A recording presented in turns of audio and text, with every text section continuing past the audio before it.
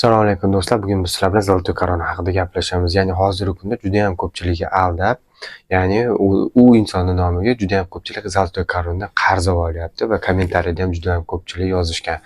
Meni nomimga boshqa odam Zoltoy Koronadan qarz olyapti, aldab qo'ydi, nima qilishim kerak deb juda ham ko'pchilik yozibdi. Bugun shunga javob berishga harakat qilaman. Agardaki sizning nomingizga kimdir Zoltoy Koronadan qarz olib qo'ygan bo'lsa, bu mutlaqo siz bo'yningizdagi qarz hisoblanadi. Chunki siz Zoltoy Korona bankiga buni boshqa odam olganligini isbotlab bera olmaysiz. Chunki sizning danlaringiz kiritilgan, siz barcha ma'lumotlaringiz kiritilgan bo'ladi.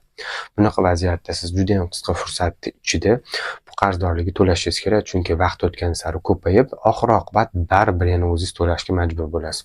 Shu sababli ham juda qisqa fursat ichida to'lang va o'zingizga ochilgan mana shu Zoltoy Korona ochilgan profilni umuman yoptirib tashlang.